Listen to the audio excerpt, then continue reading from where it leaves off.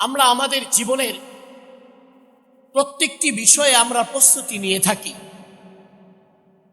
যেমন মনে করেন, আমরা যদি একটা বিবাহ অনুষ্ঠানে যাই, কিংবা আমরা যদি একটা বিবাহ অনুষ্ঠান করতে চাই, সেই অনুষ্ঠানের দীর্ঘ প্ল্যান হিসেবে অনেক পূর্বে থেকে আমরা একটি প্ল্যান এবং পরিকল্পনা করি। ঠিক অনুরূপ আমাদের বাংলাদেশে এই যে গতকাল নির্বাচন চলে গেল, এই নির্বাচনকে কেন্দ্র করে যার যে প্রার্থী এবং যে যে দল করে, সেই দলকে সাফল্যমণ্ডিত করার জন্য কতই না আপ্রাণ চেষ্টা চালিয়ে গিয়েছে। কত পরিকল্পনা, কত চিন্তাধারা, কত প্ল্যান। একজন মানুষ কিভাবে আমরা আমাদের দলকে বিজয় করতে পারবো, আমরা কিভাবে সাফল্যতা অর্জন করতে পারবো, এটার জন্য দিন রাত পেরেশানি, খাটাখাটি, দোয়া, মেহনত, আরো কত কি না করেছে, এই আমরা চাক্ষুষ প্রমাণ দেখেছি। আল্লাহ পাক রব্বুল আলামিন আমাদেরকে রমজানুল মুবারক দিয়েছেন। এই রমজানুল মুবারক কেন দিয়েছেন? এই মুবারক রমজান দেওয়ার অর্থ হলো এটাই, এই রমজানুল মুবারক মাসে যদি কেউ এই পরিকল্পনা আর প্ল্যান নিয়ে আল্লাহ পাক রব্বুল আলামিনের দেওয়া এই সিয়ামকে পালন করে এবং এই রমজানের পরিপূর্ণ হক আদায় করার প্রচেষ্টা করে, আল্লাহ পাক রব্বুল আলামিন বলে, আমি ওই বান্দার জন্য রমজান দিয়েছি, শুধু বান্দা থাকার জন্য নয়, আমি চাই আমার এই বান্দা বান্দা থেকে বন্ধু হয়ে যাক। বলেন না সুবহানাল্লাহ। এই জন্য পবিত্র কুরআনুল কারীমের মধ্যে আল্লাহ পাক রব্বুল আলামিন বলেছেন, ইয়া আইয়ুহাল্লাযীনা আমানু কুতিবা আলাইকুমুস সিয়াম, ও আমার ঈমানদার বান্দাগণ, আমি তোমাদের উপরে সিয়ামকে ফরজ করেছি। আল্লাহ পাক রব্বুল আলামিনের ডাকার ভাষাটা কত সুন্দর। আল্লাহ চাইলে এই কথা বলতে পারতেন, ইয়া আইয়ুহান নাস, হে লোক সকল, হে পৃথিবীর মানব মণ্ডলী, আমি তোমাদেরকে কুতিবা আলাইকুমুস সিয়াম, আমি তোমাদের উপরে রোজা ফরজ করে দিয়েছি। আল্লাহ পাক রব্বুল আলামিন বলতে পারতেন, ইয়া আইয়ুহাল ইনসান, হে মানব গোষ্ঠী, আমি তোমাদের উপরে রোজাকে ফরজ করে দিয়েছি। কিন্তু আল্লাহ পাক রব্বুল আলামিন রোজা ফরজ করার পূর্বেই আল্লাহ ডাক দিয়ে বলছেন, ইয়া আইয়ুহাল্লাযীনা আমানু। আল্লাহ যেন এই কথা বুঝাইতে চাচ্ছেন, বান্দা তুমি রমজানের রোজার প্রস্তুতি গ্রহণ করো, অন্তর থেকে নিয়ত গ্রহণ করো, আমি তোমাকে আগেই সাক্ষ্য দিয়েছি তুমি ঈমানদার। বলেন না সুবহানাল্লাহ। আল্লাহ পাক রব্বুল আলামিন আমাদেরকে ঈমানদার বলে ডাক দিয়েছেন, যে তোমরা রমজানের প্রস্তুতি নিয়েছো, তোমরা রমজানে রোজা রাখার জন্য নিয়ত পরিপূর্ণ করেছো। আমি আল্লাহ পাক রব্বুল আলামিন বলে ডাক দিয়ে বলছি, ইয়া আইয়ুহাল্লাযীনা আমানু, হো আমার ঈমানদারগণ, আমি দুনিয়ার সকল মানুষদের আমি ডাক দেই নাই, আমি সকল মানুষের জন্য এই অফার রাখি নাই, আমি সকল মানুষের উপরে রোজা ফরজ করি নাই। আমি জানি যারা আমাকে ভালোবাসে, যারা আমাকে মহব্বত করে, যাদের অন্তরে ঈমান আছে, তারাই রমজানের রোজা পালন করবে। বলেন না সুবহানাল্লাহ। এরপরে আল্লাহ পাক রব্বুল আলামিন বলছেন, লাআল্লাকুম তাত্তাকুন। এখন আমরা জিজ্ঞাসা করি আল্লাহকে, আল্লাহ আপনি যে রমজানুল মুবারক মাসের 30 দিনের একটা ফুল প্যাকেজ আমাদেরকে ধরিয়ে দিচ্ছেন, এটার লাভ কি হবে? এই রমজানে রোজা রাখলে আমি কি হব, আমি কি পাবো? আল্লাহ পাক রব্বুল আলামিন বলছেন, লাআল্লাকুম তাত্তাকুন। বান্দা তুমি রমজান রোজা রাখবে, আমি তোমাকে মুত্তাকিনের সার্টিফিকেট দিয়ে দেব। বলেন না সুবহানাল্লাহ। মুত্তাকিন কারা? আল্লাহ পাক রব্বুল আলামিন বলেন, মুত্তাকিন হলো কারা? ইন্না আউলিয়াউহু ইল্লাল মুত্তাকুন। যারা মুত্তাকিন তারাই হলো আল্লাহ তাআলার বন্ধু। বলেন না সুবহানাল্লাহ। যদি আল্লাহ তাআলার বন্ধু হয়ে যায় কোনো বান্দা, তাহলে তার কি কোনো চিন্তা আছে? মনে করেন বাংলাদেশে নবনির্বাচিত সরকার যিনি হয়েছেন, বাংলাদেশ শহীদ জিয়াউর রহমানের সুসন্তান তারেক রহমান, উনি বর্তমান বাংলাদেশের প্রেসিডেন্ট হয়েছেন। এখন যদি আমার সুসম্পর্ক তারেক রহমান সাহেবের সাথে থেকে যায়, তাহলে বাংলাদেশে আমার কোনো ভয় আছে? ভয় নেই, চিন্তা নেই। আল্লাহ পাক রব্বুল আলামিন ঠিক অনুরূপ ভাবেই বলছেন, বান্দা তুমি যদি বন্ধু হয়ে যাও আল্লাহর, কি হবে? আলা ইন্না আউলিয়া আল্লাহ, যে আল্লাহর বন্ধু হয়ে যায়, আলা ইন্না আউলিয়া আল্লাহ, যে আল্লাহর বন্ধু হয়ে যায়, লা খাউফুন আলাইহিম ওয়ালা হুম ইয়াহসানুন, দুনিয়া ও আখিরাতে তার কোনো ভয় নাই, তার কোনো চিন্তা নেই। সুবহানাল্লাহ। দুনিয়াতেও তার ভয় নেই, আখিরাতেও তার ভয় নাই। দুনিয়াতে যেমন আল্লাহ পাক রব্বুল আলামিন তাকে সুরক্ষিত রাখবেন, সকল হারাম থেকে বেঁচে রাখবেন, ঠিক তেমনি আখিরাতেও যেহেতু আল্লাহর বন্ধু হয়ে গিয়েছে, এজন্য আল্লাহ তাকে সুবিশাল জান্নাত দিয়ে দিবে। বলেন না সুবহানাল্লাহ। সম্মানিত উপস্থিতি, আমরা প্রথমে জানলাম রমজানুল মুবারক মাস রোজা রাখলে কি হবে? আমি মুত্তাকি হতে পারবো। মুত্তাকি হলে কি হবে? যে মুত্তাকি হয়ে যায় সে আল্লাহর বন্ধু হয়ে যায়, আর যে আল্লাহর বন্ধু হয় তার জন্য দুনিয়া ও আখিরাতে কোনো ভয় নেই, চিন্তা নেই। সম্মানিত উপস্থিতি, আমরা এই মুত্তাকি কিভাবে হতে পারবো? এই রমজানুল মুবারক মাস, আমরা জানি এই রমজানুল মুবারক মাস আসার সাথে সাথে আল্লাহ রাসূল সাল্লাল্লাহু আলাইহি ওয়াসাল্লামের বিখ্যাত সাহাবী তিনি বর্ণনা করেন, আল্লাহ রাসূল সাল্লাল্লাহু আলাইহি ওয়াসাল্লাম বলেছেন, যখন রমজানুল মুবারক মাস সামনে চলে আসে, তখন আল্লাহ রাসূল সাহাবাদেরকে সামনে নিয়ে বড় একটা ঘোষণা দিলেন। কি বললেন? ইয়া আইয়ুহান নাস, ও আমার সাহাবারা, হে আমার মানব মণ্ডলী, কিয়ামত পর্যন্ত যত আমার উম্মতেরা আসবে, সকল উম্মতকে আমি এই বার্তা দিয়েছি। কি বার্তা? এই বার্তা হলো এটাই, কদ আযাল্লাকুম শাহরুন আযীমুন, তোমাদের সামনে একটি সম্মানিত মাস আসছে, শাহরুন মুবারাকুন, একটি দামি মাস আসছে, ও শাহরুন ফীহি লাইলাতুন খায়রুম মিন আলফি শাহর, যে মাসে এমন একটি রাত আছে যে রাতে হাজার ইবাদত করার চাইতেও উত্তম, এবং এই মাসে এমন একটা মাস যেই মাসে বান্দা একটি ফরজ ইবাদত করবে আর ওই বান্দার আমলনামায় ৭০টি ফরজ ইবাদত লেখার সওয়াব দান করে দিবেন। বলেন না সুবহানাল্লাহ। শুধু তাই নয়, বান্দা যদি একটি নফল ইবাদত করেন, আল্লাহ রাসূলের হাদিসের মধ্যে এসেছে, বান্দা যদি একটি নফল ইবাদত করেন, ওই বান্দাকে আল্লাহ পাক রব্বুল আলামিন নফল ইবাদতের কারণে ফরজ ইবাদতের সওয়াব দান করবেন। সুবহানাল্লাহ।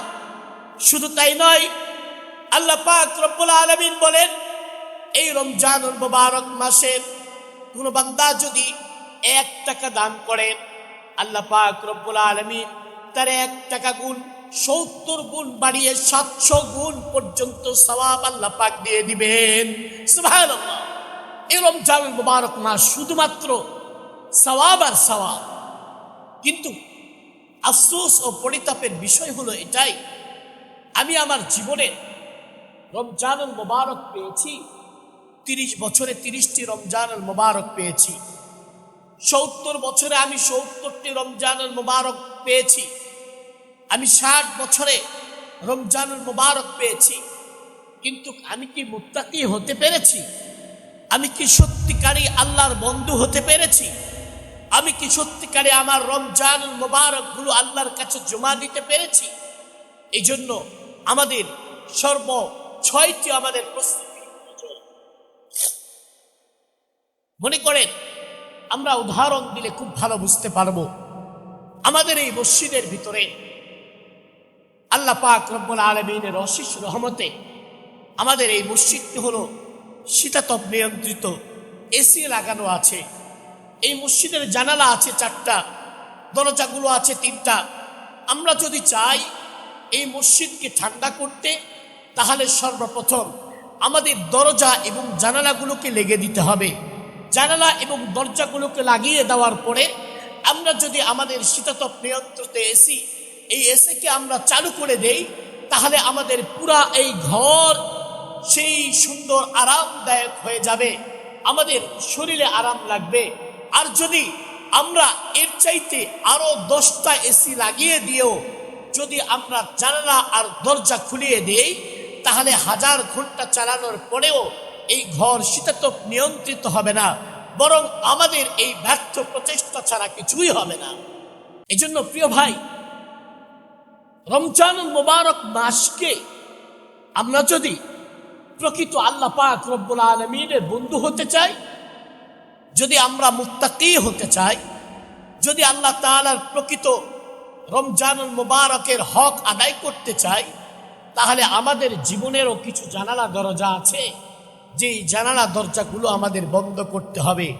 যদি এই জানালা দরজাগুলো আমরা বন্ধ করতে পারি, তাহলেই আমাদের এই রমজানুল মুবারকের রোজাটা এটা আল্লাহ তাআলার পর্যন্ত পৌঁছে যাবে।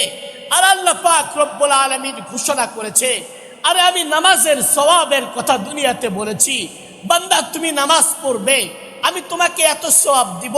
বান্দা তুমি যাকাত আদায় করবে, আমি তোমাকে এত সওয়াব দিব।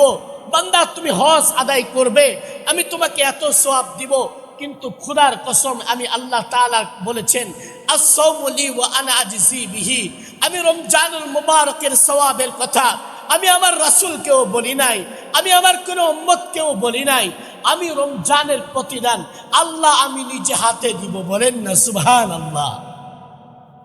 রমজানের প্রতিদান আল্লাহ পাক কি করবেন? নিজে হাতে দিবেন। আল্লাহর দেওয়া কত দামি হবে। এজন্য প্রিয় ভাই, এই রমজানুল মুবারক মাসে যদি আমাদের রমজানকে সহিহ এবং বিশুদ্ধ করতে চাই, তাহলে আমাদের কয়টি শর্ত মেনে নিতে হবে, যে শর্তের কারণে আমরা আমাদের রমজানকে পরিপূর্ণ করতে পারব। যেমন 1 নম্বর শর্ত হলো আমাদের চোখকে সংযম রাখতে হবে। রমজানুল মুবারক মাস আসলে আমরা মনে করি সারাদিন রোজা রেখেছি, এই দিনেতে কোনো কাজ নেই। সকাল থেকে দুপুরবেলা, জোহরের পরে, আসরের পরে সারা দিন শুধু একটাই কাজ, বাসায় বসে বসে টেলিভিশন ছেড়ে দিয়ে টেলিভিশন দেখা, কিংবা মোবাইলে বসে বসে আমরা নাটক সিনেমা দেখা। রমজানে রোজা তো রাখছি, সারাদিন তো কাজ নেই, বসে বসে টেলিভিশন দেখা। রমজানুল মুবারকের একমাত্র শর্ত হলো চোখকে হেফাজত করতে হবে। বান্দা যদি চোখকে সংযম না করে, তাহলে এই সংযমের দ্বারা শুধু ক্ষুধা থাকাই হবে, শুধু না খেয়ে থাকাই হবে। বান্দার রমজানের রোজা বান্দাকে মুত্তাকি পর্যন্ত পৌঁছাইতে পারবে। 2 নম্বর আমল হলো আমাদের নিজের হাতকে কন্ট্রোল রাখতে হবে। এই রমজানুল মুবারক মাসে আমরা নিজের হাতকে কন্ট্রোল রাখতে হবে। এই হাত দিয়ে কোনো অন্যায় অবিচার যদি এই হাত দিয়ে করে ফেলি, এই হাত দিয়ে যদি কোনো অবিচার আমাদের হয়ে যায়, তাহলে আমাদের এই রমজানের রোজা আমাদের কবুল হবে না, বরং শুধু না থাকাই হবে। 3 নম্বর হলো আমাদের জবানকে কন্ট্রোল করতে হবে। আমরা এই পৃথিবীতে চলতে গেলে যখন একজন ভালো থাকে, একজন অপরজনের আমরা হিংসা করে থাকি, গীবত করে থাকি, শিকায়েত করে থাকি। রমজানুল মুবারক মাসে যদি বসে বসে থেকে অন্যের নামে আমরা শিকায়েত করি, গীবত করি, যদি আমরা এটা করে থাকি, আমাদের মুখের রোজা থাকবে না। এই রোজা আমাদেরকে মুত্তাকি বানাবে না। এই রোজা শুধুমাত্র না খেয়ে থাকাই। 5 নম্বর হলো আমাদের পুরা অঙ্গ প্রত্যঙ্গগুলোকে কন্ট্রোল রাখতে হবে, ধৈর্যের মধ্যে রাখতে হবে। এমন অবস্থায় যদি থাকি যে আমাদের চরিত্র, যদি আমার শরীরের মধ্যে এমন অবস্থা হয়ে থাকে, সামান্য 2টা কথা শুনলেই আমার রাগ হয়ে যায়, আমি অন্যের উপরে ক্ষেপে যাই, অন্যের উপরে রাগ করে বসি, আমরা এই চরিত্রগুলো থেকে নিজেকে সংযম রেখে আমাদেরকে উত্তম চরিত্রের অধিকারী হতে হবে। ষষ্ঠ নাম্বার হলো হালাল রুজি দিয়ে আমাদের সাহারি খেতে হবে। হালাল উপার্জনের পয়সা দিয়ে আমাদের ইফতারি গ্রহণ করতে হবে। সারাদিন রোজা রাখলাম, তবে হালাল উপার্জনের টাকা দিয়ে আমি ইফতারি করি নাই, হালাল উপার্জনের টাকা দিয়ে আমি সাহারি গ্রহণ করি নাই। আমার রমজানুল মুবারকের রোজা শুধুমাত্র মানুষ দেখানোই হবে, তবে এই রমজানের রোজা আমাকে মুত্তাকি পর্যন্ত পৌঁছাইতে পারবে না। প্রিয় ভাই, হালাল উপার্জন এটা অত্যন্ত একটি দামি জিনিস। বিখ্যাত একজন ওলি ছিলেন হযরতে ইব্রাহিম আদহাম রহমতুল্লাহ আলাইহি। তিনি একদিন, তিনি তো ছিলেন বলখের বাদশাহ, তিনি বলখের বাদশাহ থেকে বাদশাহীকে ছেড়ে দিয়ে আল্লাহর জন্য ছুটে গেলেন। আল্লাহর জন্য তিনি পাগল হয়ে দেশকে ত্যাগ করলেন। একদিন তিনি অনেক ক্ষুধার্ত জ্বালায় একটি দোকান থেকে খেয়ে নিলেন। এমন অবস্থায় সুলতান, ওই সময়ের বাদশাহ যে ছিলেন ইব্রাহিম বিন আদহাম, সে এখন আল্লাহর জন্য দেশ থেকে বের হয়ে চলে গিয়েছে। তার কাছে তেমন অর্থকড়ি নেই, এই জন্য তিনি ক্ষুধার তাড়নায় দুইটা খেজুর খেয়েছিলেন। অন্তরের মধ্যে ভয় লেগে গেল, হায় আল্লাহ, না জানি আমার এই দুইটা খেজুরের জন্য আমার আমলগুলো কবুল হচ্ছে না। ইব্রাহিম আদহাম তিনি বাইতুল মুকাদ্দাসে নামাজ পড়ছিলেন। নামাজ পড়তে পড়তে যখন ঘুমিয়ে পড়লেন, তখন তিনি স্বপ্নের মধ্যে দেখলেন, ইব্রাহিম, তুমি যে দুইটি খেজুর এক দোকান থেকে খেয়েছো, খাওয়ার পরে তুমি তার মূল্য পরিশোধ করো নাই। ওই দুইটা খেজুরের কারণে ইব্রাহিম, তুমি যেদিন থেকে খেজুর গ্রহণ করেছো সেদিন থেকে তোমার কোনো আমল আল্লাহর দরবারে কবুল হয় নাই। তুমি যতই বড় আল্লাহর ওলি হও না কেন, তোমার আমল আসমানে রয়েছে, আল্লাহ পর্যন্ত পৌঁছে না।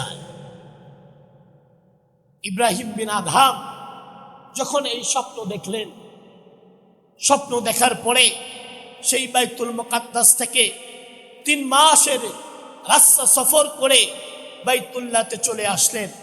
সেখানে এসে দেখলেন ওই খেজুরের দোকান, যেই দোকানে ওই বৃদ্ধ লোকটি আর বসে নেই, একটি যুবক ছেলে বসে আছে। সেই যুবক ছেলেকে বললেন, ইব্রাহিম বিন আদহাম, ও যুবক, এই দোকানে তো এমন একজন বৃদ্ধ লোক ছিল, এমন এমন দেখতে, এমন এমন তার কথাবার্তা। যুবকটি বললেন, তিনি আমার বাবা ছিলেন, তিনি তো দুনিয়া থেকে বিদায় নিয়ে চলে গিয়েছে।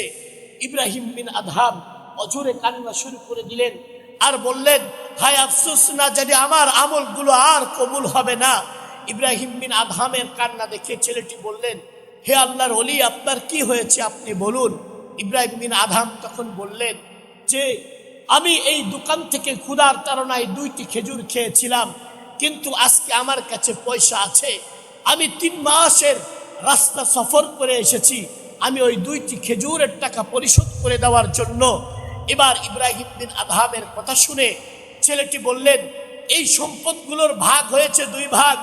আমি একজন ছেলে, ইয়াসরিবে রয়েছে আর একটি ছেলে, ওই ছেলে অর্ধেক সম্পদ পেয়েছে। আমি একটা খেজুর আপনাকে মাফ করে দিলাম, আর একটা খেজুর ইয়াসরিব থেকে মাফ করে নিতে হবে।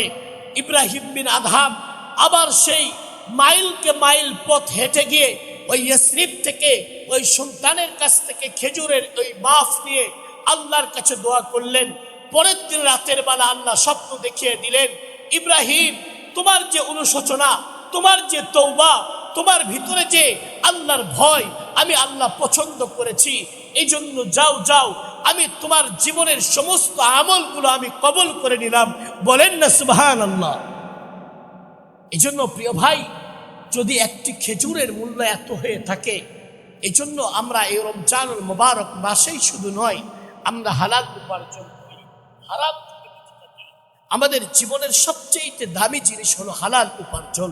আমি যদি হালাল উপার্জন করতে পারি, আমার নামাজ কবুল হবে, আমার যাকাত কবুল হবে, আমার রোজা কবুল হবে, আমার হজ কবুল হবে, নিজের মধ্যে অন্তরের মধ্যে প্রশান্তি আসবে, আল্লাহর নাম জিকির করতে ভালো লাগবে, মুখ দিয়ে মিথ্যা কথা বের হবে না, মুখ দিয়ে গালি বের হবে না, সন্তানগুলো সুসন্তান হবে, মেয়েগুলো পর্দাশীল হবে, সন্তানেরা জেনাখুরি হবে না, বদখোর হবে না, নেশাদ্রব্য খাবে না।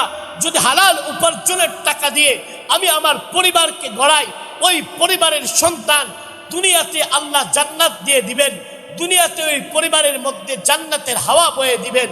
বলেন না সুবহানাল্লাহ। এজন্য প্রিয় ভাই, আপনাদের কাছে আমার আকুল আবেদন, সামনে রমজানুল মুবারক মাস আসছে। আমি একটি আমলের কথা বলেই আমি আলোচনা শেষ করে দিব। আমরা এই রমজানুল মুবারক মাসে অনেকেই আমরা প্রস্তুতি গ্রহণ করি, সেটা হলো আমরা রমজানের জন্য প্রয়োজনীয় খাদ্যদ্রব্যগুলো আমরা ক্রয় করি। আমরা খেয়াল করব শুধুমাত্র আমি কি খাদ্যদ্রব্য ক্রয় করলাম, নাকি আমার গ্রামে থাকা আমার সেই গরিব ভাইটার জন্য কিছুই কিনলাম না।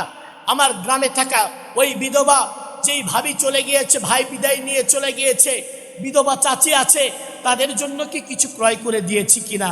আমরা চিন্তা করব, আমি আমার বড় বাড়িতে আমি ঘুমিয়ে আমি আমার ইফতারি করছি, আমার পাশের বাড়িতে নিস্তারায় তারা কি ইফতারি করছে, নাকি তারা শুধুমাত্র ভাত দিয়ে ইফতারি করছে। আমরা এদিকে লক্ষ্য রাখবো।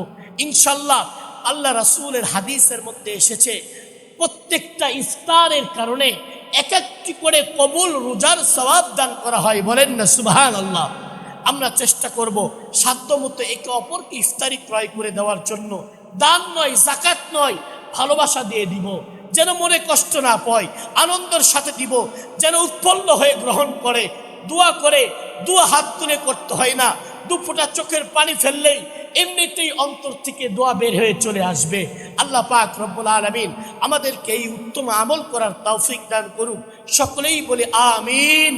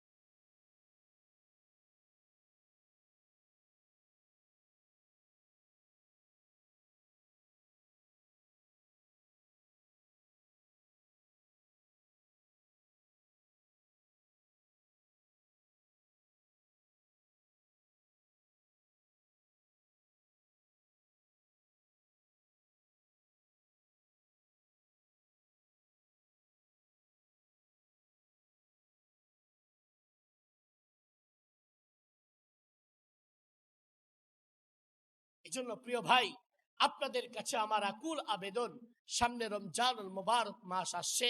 আমি একটি আমলের কথা বলেই আমি আলোচনা শেষ করে দিব। আমরা এই রমজানুল মুবারক মাসে অনেকেই আমরা প্রস্তুতি গ্রহণ করি। সেটা হলো আমরা রমজানের জন্য প্রয়োজনীয় খাদ্য দ্রব্যগুলো আমরা ক্রয় করি। আমরা খেয়াল করব, শুধুমাত্র আমি কি খাদ্যদ্রব্য ক্রয় করলাম, নাকি আমার গ্রামে থাকা আমার সেই গরিব ভাইটার জন্য কিছুই কিনলাম না? আমার গ্রামে থাকা ওই বিধবা, যেই ভাবি চলে গিয়েছে, ভাই বিদায় নিয়ে চলে গিয়েছে, বিধবা চাচি আছে, তাদের জন্য কি কিছু ক্রয় করে দিয়েছি কিনা? আমরা চিন্তা করব, আমি আমার বড় বাড়িতে আমি ঘুমিয়ে আমি আমার ইফতারি করছি, আমার পাশের বাড়িতে নিস্তারায় তারা কি ইফতারি করছে, নাকি তারা শুধুমাত্র ভাত দিয়ে ইফতারি করছে? আমরা এদিকে লক্ষ্য রাখবো। ইনশাল্লাহ আল্লাহ রাসূলের হাদিসের মধ্যে এসেছে, প্রত্যেকটা ইফতারের কারণে এক একটি করে কবুল রোজার সওয়াব দান করা হয়। বলেন না সুবহানাল্লাহ। আমরা চেষ্টা করব সাধ্যমতো একে অপরকে ইফতারি ক্রয় করে দেওয়ার জন্য। দান নয়, যাকাত নয়, ভালোবাসা দিয়ে দিব, যেন মনে কষ্ট না পায়, আনন্দের সাথে দিব, যেন উৎফুল্ল হয়ে গ্রহণ করে। দোয়া করে, দোয়া হাত তুলে করতে হয় না, দু ফোঁটা চোখের পানি ফেললেই এমনিতেই অন্তর থেকে দোয়া বের হয়ে চলে আসবে। আল্লাহ পাক রব্বুল আলামিন আমাদেরকে এই উত্তম আমল করার তৌফিক দান করুক। সকলেই বলে আমিন।